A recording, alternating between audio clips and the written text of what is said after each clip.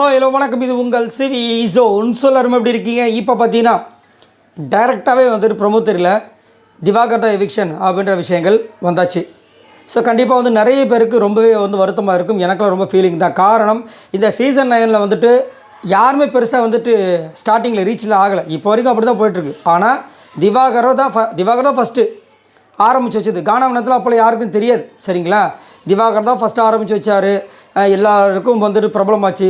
ஒரு டைமில் வந்துட்டு வாட்டர்மெலன் ஸ்டாரை வச்சு அந்த ஒரு கோப்பையை ரெடி பண்ணி அதை தான் அந்த சீசன் 9 டைட்டில் வின்னரே அவர் தான் வரப்போகிறார் அப்படின்ற மாதிரிலாம் போச்சு ஒரு பக்கம்.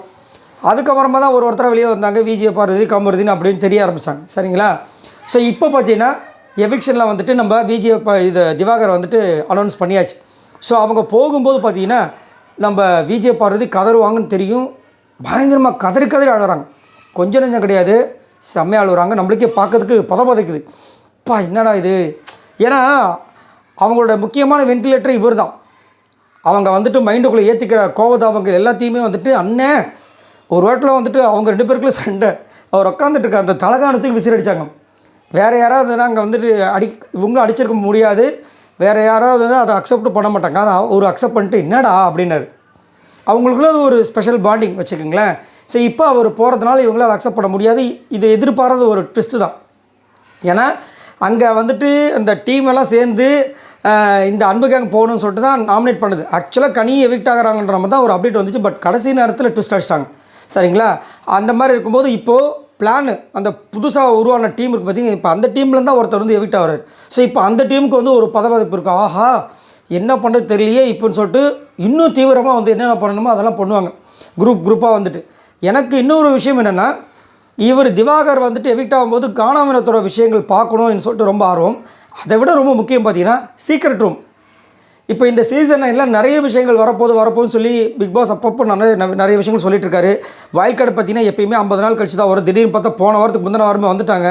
ஸோ இந்த மாதிரி புதுசாக வரும்போது ஏன் இந்த சீக்ரெட் ரூம் இந்த வாட்டி வரக்கூடாது? ஏன்னா சீக்ரெட் ரூம் கான்செப்ட் என்னென்னா, இவங்க வெளியே வந்துடுவாங்க. வந்ததுக்கப்புறமா அவங்கள பற்றி நிறைய விஷயங்கள் பேசுவாங்க, புரியுதுங்களா? அந்த பேசுறதுக்கு உண்டான விஷயங்கள் இருக்கணும் வெளியில் வர நபர்.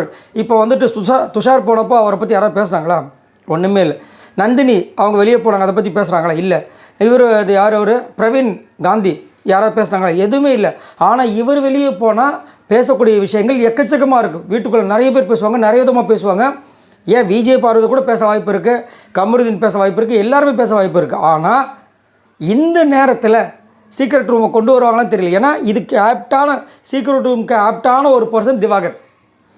இப்போ எவிக்ஷன்ற விஷயங்களை வந்து ஃபஸ்ட்டு காமிச்சிருக்காங்க. எனக்கு அதுதான் ஒரே பெரிய டவுட்டாக இருக்குது. ஏன்னா எப்பயுமே வந்து எவிக்ஷன்ற ஒரு விஷயத்தை வந்து எப்பயுமே காமிக்க மாட்டாங்க. அதை சஸ்பென்ஸாகவே வந்துட்டு சண்டே எபிசோடில் காமிப்பாங்க. திடீர்னு வந்து காமிச்சிருக்காங்க. ஒரு வேளை வந்துட்டு சீக்ரெட் ரூம் வருமோன்ற மாதிரி ஒரு டவுட் வருது. அது நடக்குமா நடக்காதுன்றது நம்மளுக்கு தெரியல. ஏன்னா அது வந்துட்டு அவங்க எடுக்கிற முடிவு தான், சரிங்களா? இப்போ வரைக்கும் எந்த அப்டேட்டும் வரல. பெருசாக வந்துட்டு சண்டே எபிசோடை பற்றின டீட்டெயில் எதுவுமே வரல. ரொம்ப அப்படியே ஒரு மாதிரி தான் போயிட்டுருக்குது. அதே மாதிரி இந்த வாட்டி பார்த்திங்கன்னா எவிக்ஷன்ற விஷயங்கள் வந்து ரொம்ப குழப்பமாகவே போய்ட்டுருக்கு. ஃபஸ்ட்டு சுபிக்ஷான்னாங்க, அதுக்கப்புறம் கனின்னாங்க, திவாகர்னாங்க, அப்புறம் திவாகர் மட்டும் தான் அப்படின்ற மாதிரி இருக்குது. ஸோ இப்போ எனக்கு என்ன தோணுதுன்னா, maybe there is a chance secret room மட்டும் கிடச்சது வச்சுக்கோங்களேன், மாசாக இருக்கும். ஏன்னா திவாகரத்துக்கு சீக்ரெட் ரூமில் போட்டு காதில் ஹெட்ஃபோனை மாட்டி அவங்க பேசுகிறதெல்லாம் இங்கே கேட்க வச்சா எப்படி இருக்கும்? அப்படி இருக்கும். ஸோ இந்த ஷோவை வந்துட்டு வேறு லெவலுக்கு போகிறதுக்கு வாய்ப்பு இருக்குது.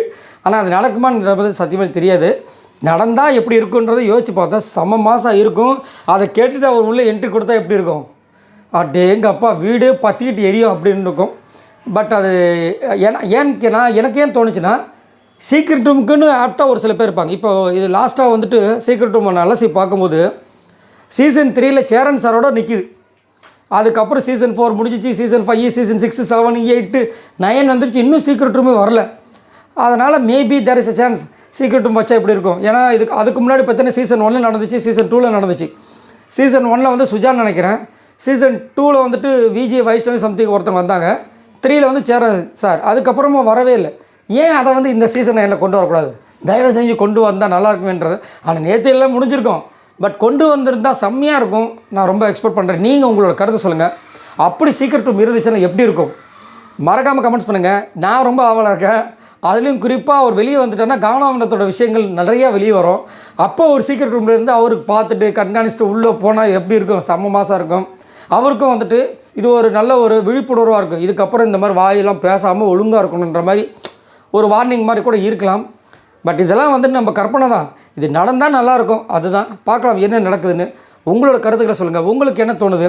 சீக்ரெட் ரூமுக்கு ஆப்டான ஆளாக நான் திவாகர் பார்க்குறேன். உங்களோட கருத்து சொல்லுங்கள். பாய் நண்பர். மறக்காமல் சப்ஸ்கிரைப் பண்ணிவிட்டு லைக் பண்ணுங்கள். பாய்.